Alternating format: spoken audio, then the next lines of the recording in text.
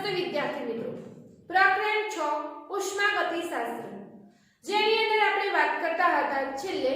વિવિધ પ્રકારની એન્થાલ્પીઓ, જેની અંદર આપણે પરમાણુકરણ એન્થાલ્પી વિશે જોઈ ગયા, દહન એન્થાલ્પી વિશે જોઈ ગયા. છેલ્લે વાત કરી હતી બંધ વિયોજન એન્થાલ્પી, જે અલગ અલગ પ્રકારની એન્થાલ્પી હતી તેની અંદર આપણે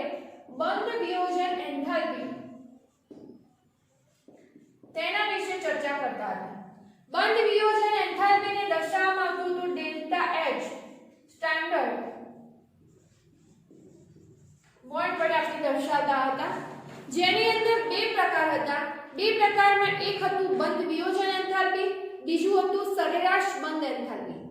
તો બંધ વિયોજન એન્થાલ્પી આપણે દ્વિપરમાણુ અણુમાં જોઈ ગયા. હવે વાત જે કરવાની છે આપણે ખાસ જે કહીએ બહુપરમાણુય અણુ હતા. આવા જે બહુપરમાણુય અણુ હશે તેની અંદર જે કહીએ સરેરાશ બંધ એન્થાલ્પીની ગણતરી કઈ રીતે થતી હતી તેના માટે વાત કરવાની છે. તો બહુપરમાણુય અણુ માટે આપણે જોવાની છે સરેરાશ બંધ એન્થાલ્પી. બહુપરમાણુય અણુ માટે સરેરાશ બંધ એન્થાલ્પીની ચર્ચા કરીશું. આની અંદર આપણે પરમાણુકરણ એન્થાલ્પીમાં લીધેલું ઉદાહરણ મિથેનનું ઉદાહરણ લઈએ છીએ. મિથેનનું ઉદાહરણ જે લઈએ છીએ એની અંદર CH4 જે મિથેનનો અણુ હશે, તો CH4 જે મિથેનનો અણુ હતો, 1 મોલ મિથેનનો અણુ જે વાયુમય સ્થિતિમાં હશે તેની અંદરથી જેના પરમાણુ કહીએ તો કાર્બનને જે વાયુ રૂપે મેળવવા માટે પ્લસ જે એની અંદર આવેલા હાઇડ્રોજન હશે તેને પણ વાયુ રૂપે મેળવવા માટે, તો મિથેનમાંથી કાર્બન અને જે 4 હાઇડ્રોજન વાયુ કલામાં છૂટા પડશે તો એના માટે જે પરમાણુકરણ એન્થાલ્પી કહીએ તો આ પ્રક્રિયા સાથે જે મિથેનના પ્રક્રિયાની અંદર મિથેનની અંદર આવેલા કાર્બન અને હાઇડ્રોજન વચ્ચેના જે 4 બંધ હતા, તો આ 4 બંધ માટેની જે પરમાણુકરણ એન્થાલ્પી એના સાથે સંકળાયેલી ડેલ્ટા H એ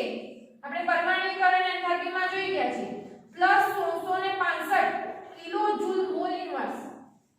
આ કિંમત આપણે પરમાણુકરણ એન્થાલ્પીમાં વાત કરી હતી. પરંતુ અહીંયા મિથેનની અંદર આપણે જોઈએ છે કાર્બન અને હાઇડ્રોજન વચ્ચે ટોટલ આપણે જે 4 બંધ બતાવીએ છીએ, તો અહીંયા ચારે 4 હાઇડ્રોજન પરમાણુ એક સાથે ના છૂટા પડતા અલગ અલગ બંધ હશે, અલગ અલગ તૂટતા હશે. અને દરેક તબક્કે જોઈએ તો દરેક તબક્કે જે એન્થાલ્પી સંકળાયેલી હશે એ દરેક બંધની એન્થાલ્પીના મૂલ્યો અલગ અલગ હશે. એટલે અહીંયા જે 4 હાઇડ્રોજન છૂટા પડી જાય છે મિથેનમાંથી, આ મિથેનમાંથી છૂટા પડતા જે 4 હાઇડ્રોજન હશે એ એક સાથે ના છૂટા પડતા દરેક વખતે અલગ અલગ બંધ તૂટે છે. અને દરેક વખતે અલગ અલગ બંધ તૂટે છે તો તેની સાથે સંકળાયેલી જે બંધ એન્થાલ્પી હશે એ અલગ અલગ મૂલ્ય હશે. દાખલા તરીકે આપણે કહીએ CH4 ગેસ હશે, તેમાંથી પહેલા તો કાર્બનનો એક પરમાણુ જે આપણે કહીએ પહેલો 4 હાઇડ્રોજન હતા, 4 હાઇડ્રોજનમાંથી એક જ હાઇડ્રોજન જ્યારે છૂટો પડશે હાઇડ્રોજન ગેસ રૂપે તો અહીંયા બનશે CH3 ગેસ. કાર્બન જોડે 3 હાઇડ્રોજન હજુ બાકી વધતા હતા, CH3 ગેસ, હાઇડ્રોજન ગેસ. અને આ બંધ તોડવા માટેની જે બંધ એન્થાલ્પી હતી તો એ બંધ તોડવા માટેની જે બંધ એન્થાલ્પી કઈ, કેમ કે 4 કાર્બન અને હાઇડ્રોજન વચ્ચે 4 બંધ હતા, આ 4 બંધ એક સાથે ના તૂટતા અલગ અલગ અહીંયા તૂટે છે. તો જો પહેલો એક હાઇડ્રોજન છૂટો પડશે એ વખતે જે બંધ એન્થાલ્પી સંકળાયેલી હતી એ મૂલ્ય હતું +427 કિલો જૂલ મોલ ઇન્વર્સ. એટલે હવે આપણા જોડેથી એક હાઇડ્રોજન પરમાણુ છૂટો પડ્યો. હવે અહીંયા જે અણુ લેવામાં આવશે CH3 ગેસ મિથાઇલ. CH3 માં હવે કાર્બન સાથે ટોટલ 3 હાઇડ્રોજન પરમાણુ છે. ફરીથી એક હાઇડ્રોજન છૂટો પડશે, ફરીથી એક હાઇડ્રોજન છૂટો પડશે એટલે અહીંયા આવશે CH2 ગેસ અને હાઇડ્રોજન ગેસનો પરમાણુ અહીંયા છૂટો પડે. તો આ જે બંધ તૂટ્યો ફરીથી એના માટેની જે કહીએ બંધ એન્થાલ્પી કઈ એક પ્રકારે બંધ તોડવા માટે આપવી પડતી ઊર્જા, તો આની કિંમત હતી 439 કિલો જૂલ મોલ ઇન્વર્સ. એટલે અહીંયા ફરીથી ત્રીજા નંબરનો હાઇડ્રોજન છૂટો પડ્યો. હજી જો ત્રીજા નંબરે આપણે ત્રીજો હાઇડ્રોજન જો છૂટો પાડવો હોય તો CH2 માંથી હાઇડ્રોજન છૂટો પાડીશું તો અહીંયા બચશે આપણા જોડે CH ગેસ અને એક હાઇડ્રોજન અહીંયા મુક્ત થશે. તો આ વખતે જે એન્થાલ્પી સંકળાયેલી હશે તો એ બી કહેવાશે એની બંધ એન્થાલ્પી કહેતા હતા અને એ બંધ એન્થાલ્પી જે કહીએ ડેલ્ટા H બંધ એન્થાલ્પી 452 કિલોજૂલ મોલ ઇનવર્સ એની કિંમત થશે અને જે છેલ્લો હાઇડ્રોજન કહીએ છેલ્લો હાઇડ્રોજન અમે CH ગેસ રૂપે રહેલો છે કારણ કે કાર્બન મિથેનના સંયોજનની અંદર કાર્બન સાથે ટોટલ 4 હાઇડ્રોજન છે અને ચારે ચાર હાઇડ્રોજન આવી રીતે દરેક તબક્કામાં અલગ પડતા હશે અને દરેક તબક્કામાં અહીંયા અલગ પડશે એટલે હવે અહીંયા carbon gas plus hydrogen gas મુક્ત થશે પણ આ વખતે જે કહીએ બંધ એન્થાલ્પી સંકળાશે એ આપણે કહીશું એનું મૂલ્ય આપશું તો 347 કિલોજૂલ મોલ ઇનવર્સ અહીંયા 347 કિલોજૂલ મોલ ઇનવર્સ આ તબક્કામાં એટલે કે જે ચારે ચાર હાઇડ્રોજન અહીંયા અલગ અલગ છૂટા પડશે એ દરેક વખતેની જે બંધ તોડવા માટે આપવી પડતી છે એન્થાલ્પી એ દરેક બંધ તોડવા માટે આપવી પડતી એન્થાલ્પી ઊર્જા કઈ એક પ્રકારે બંધ તોડવા માટે કેમ કે આપણે આગળ જોઈ ગયા બંધ તોડવા માટે ઊર્જા આપવી પડશે બંધનું નિર્માણ થતું હશે ત્યારે ઊર્જા શું થતી હશે અંદરથી મુક્ત થતી હશે તો આ દરેકનો આપણે જો સરવાળો કરીએ તો આ દરેકનો સરવાળો કોના જેટલો થશે 1665 કિલોજૂલ મોલ ઇનવર્સ પરંતુ દરેકનો જે સરવાળો કરશો દરેક તબક્કાનો આજે આપણે સીધું સમીકરણ લખ્યું આ સીધું સમીકરણ જે લખ્યું હતું ચારે ચાર હાઇડ્રોજનને આપણે મુક્ત કરીને બતાવીએ છીએ તો તેની સાથે સંકળાયેલો જે આનો સરવાળો જે છે 1665 કિલોજૂલ મોલ ઇનવર્સ હતો હવે આ પ્રક્રિયામાં આપણે જો સરેરાશ બંધ એન્થાલ્પી ગણવી હોય જે CH બંધ તૂટવા માટેની કારણ કે અહીંયા જે બંધ તૂટે છે કોના વચ્ચે કાર્બન અને હાઇડ્રોજન વચ્ચેનો તો આ કાર્બન અને હાઇડ્રોજન વચ્ચેનો જે બંધ તૂટે છે તો એના માટેની જે સરેરાશ બંધ એન્થાલ્પી ગણવી હોય તો સરેરાશ બંધ એન્થાલ્પી ગણવી હોય તો ટોટલ આપણે કેટલી વખત બંધ તોડવા પડે છે 4 વખત બંધ તોડવા પડશે અને 4 વખત તો બંધ તોડીએ છે તો 1 કેમ કે કાર્બન જોડે હાઇડ્રોજન 4 હતા દરેક તબક્કે આપણે આ રીતે 4 હાઇડ્રોજન 4 છૂટા પડ્યા તો 4 વાર બંધ તોડ્યા તો એના 1/4 અને જે એની વખતે સંકળાયેલી પરમાણ્વીયકરણ એન્થાલ્પી હશે ડેલ્ટા HA તો પ્રમાણિક જે આપણે કહેતા હતા એની પરમાણ્વીયકરણ એન્થાલ્પી એના ભાગ્યા 4 કરવામાં આવશે તો આપણને મળતું હતું એનું સરેરાશ બંધ એન્થાલ્પીનું મૂલ્ય 416 કિલોજૂલ મોલ ઇનવર્સ અને 416 કિલોજૂલ મોલ ઇનવર્સ એટલે એવરેજ તમે દરેક બંધમાં સરેરાશનો મતલબ થશે એ ગાળામાં તમને મૂલ્ય મળતું તો બધા લગભગ 400 ની રેન્જમાં આપણને મૂલ્ય મળે છે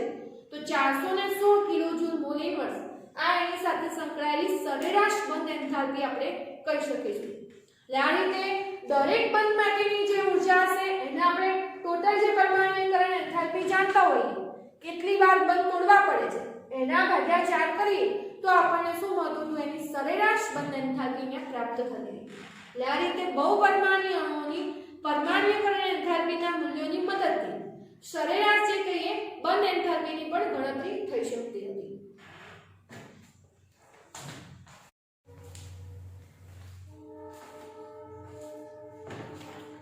હવે આપણે જાણીએ છીએ 4 CH બંધની જે સરેરાશ બંધ એન્થાલ્પી ગણવી તો આ 4 CH બંધની સરેરાશ બંધ એન્થાલ્પીનું મૂલ્ય કહીએ તો તે મૂલ્ય હતું 416 કિલોજૂલ મોલ ઇનવર્સ અને આ 416 કિલોજૂલ મોલ ઇનવર્સ આપણે મૂલ્ય જાણતા હતા તો એ મૂલ્ય જેમ જેમ સંયોજનોનો પ્રકાર બદલાશે દાખલા તરીકે CH3 CH2 Cl ક્લોરોઇથેન નાઇટ્રોમિથેન તો આ જે સંયોજનો બદલાતા હશે એ પ્રમાણે મૂલ્યો એના બદલાતા જતા હશે કેટલાક સંયોજનો કહીએ કે જેની જે પ્રમાણિત બંધ એન્થાલ્પી છે આ પ્રમાણિત બંધ એન્થાલ્પીના મૂલ્યો આપણને અહીંયા કોષ્ટકમાં આપેલા છે જે હેસના સંકલનનો નિયમ કહીએ દરેક તબક્કાઓનો જે આપણે સરવાળો કરતા હતા તો એ હેસના સંકલનના નિયમનો ઉપયોગ કરી અને એની મદદથી આપણે એની પ્રક્રિયા એન્થાલ્પી કે એની ગણતરી પણ કરી શકીએ છીએ આ વસ્તુ ખાસ આપણને ત્યારે ઉપયોગી થશે કે જ્યારે જે તે સંયોજનની આપણે સર્જન એન્થાલ્પીના મૂલ્યો જાણતા નથી તો એવા વખતે જ્યારે પ્રક્રિયા એન્થાલ્પી ગણવી હોય વાયુમય કલાવાળા સંયોજનો માટે તો પ્રક્રિયા એન્થાલ્પી આપણે આ સૂત્રની મદદથી બંધ એન્થાલ્પી પ્રક્રિયકોની માઈનસ બંધ એન્થાલ્પી નિપજોની આ જેનો સરવાળો કરતા હતા અને તેની મદદથી આપણે એક્ઝામ્પલની અંદર અને એની અંદર પ્રાપ્ત કરી શકીએ છીએ એટલે જ્યારે કોઈ સંયોજનોની સર્જન એન્થાલ્પી જે ડેલ્ટા HF ના મૂલ્યો કહીએ તે આપણને પ્રાપ્ત નથી ત્યારે આ રીતે પરમાણ્વીયકરણ એન્થાલ્પી હોય બંધ વિયોજન એન્થાલ્પી હોય તેનો ઉપયોગ કરીને આ રીતે સરેરાશ બંધ એન્થાલ્પી જાણતા હોઈએ તો એ બધાનો સરવાળો કરી અને આપણે કહીએ તો જેની પ્રક્રિયા એન્થાલ્પી આપણે ગણતરીમાં ડેલ્ટા H ની કિંમતની જરૂર હોય છે તેનું આપણે કિંમત મેળવી શકતા હોઈએ છીએ। તો આ જે બાબતો ખાસ આપેલી છે તે પુસ્તકમાંથી ધ્યાનથી તમારે વાંચી લેવી।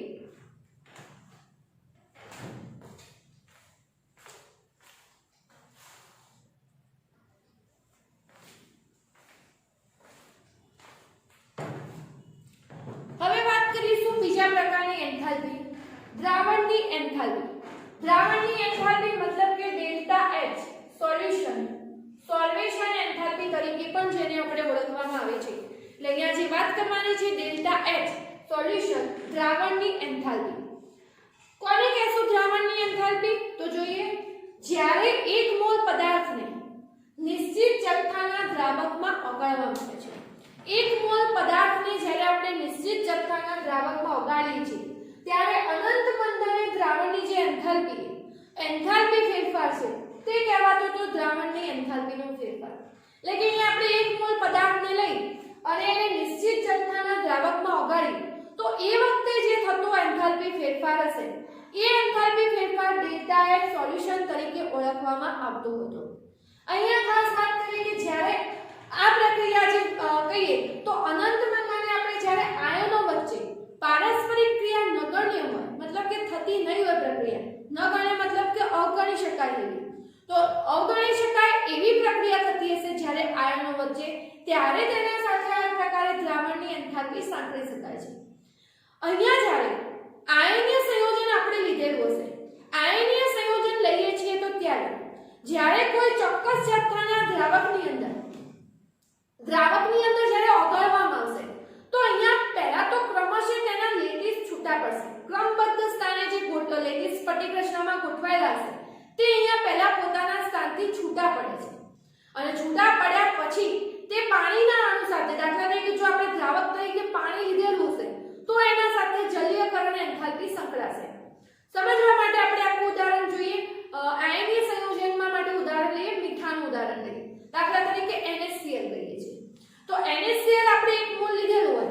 NaCl 1 મોલ લઈએ છીએ તો મીઠું જે આપણે 1 મોલ લીધું હોય કઈ સ્થિતિમાં હશે? ઘન સ્થિતિમાં હશે। તો હવે પહેલા એની અંદર શું થશે? એના લેટિસ ક્રમબદ્ધ વાયુમય કલામાં એના સાથે કહીએ તો લેટાઇસ એન્થાલ્પી સંકળાશે અને લેટાઇસ એન્થાલ્પીનો મતલબ હતો કે 1 મોલ ઘન સંયોજન જે હતું આયનીય ઘન સંયોજન તેમાં રહેલા આયનો એકબીજાથી અનંત અંતરે દૂર ખસે વાયુમય કલામાં ત્યારે, તો એ વખતે એના સાથે સંકળાતી એન્થાલ્પી હતી તે કહેવામાં આવતી હતી લેટાઇસ એન્થાલ્પી। એટલે પહેલું તો આપણને Na સોલિડ કહીએ એમાંથી Na ગેસ અને ક્લોરીન જે હતો તો Na+ ગેસ અને Cl- ગેસ વાયુમય અવસ્થામાં એના Na+ ને Cl- ના આયનો હતા એકબીજાથી અનંત અંતરે દૂર ખસશે અને એ વખતે એના સાથે જે એન્થાલ્પી સંકળાશે એ કહેવાતી હતી લેટાઇસ એન્થાલ્પી। એટલે કે પહેલા તો ક્રમબદ્ધ એકબીજાથી સ્થાન છોડી દેશે અને હવે એની અંદર કહીએ તો આ જે આયનો હતા એની અંદર પાણીનો અણુ કે જે દ્રાવક આપણે વાપર્યું હશે, અહીંયા પાણી વાપરીએ છીએ તો એના સાથે જલીયકરણ હાઇડ્રેશન એન્થાલ્પી સંકળાશે અને પછી પેલા એના સ્વરૂપે મળશે Na+ Cl- હશે એ આપણને એક્વાયસ ફોર્મમાં આ રીતે મળતા હતા। અહીંયા ટોટલ 2 પ્રકારની આમ તો જોવા જઈએ તો પ્રક્રિયામાં એન્થાલ્પી સંકળાશે। સામાન્ય ઉદાહરણથી સમજીએ કે દાખલા તરીકે આપણા જોડે કોઈ ઘન પદાર્થ કે બી કોઈ ઘન પદાર્થ સોલિડ સ્થિતિમાં છે, સીધો આપણે કહીએ છીએ કે આને દ્રાવણ અનંત મંદને આપણે કોઈ ચોક્કસ દ્રાવકમાં ઓગાળીએ છીએ તો એના જોડે જે દ્રાવણની એન્થાલ્પી ડેલ્ટા H સોલ્યુશન સંકળાયેલી છે એ A+ aqueous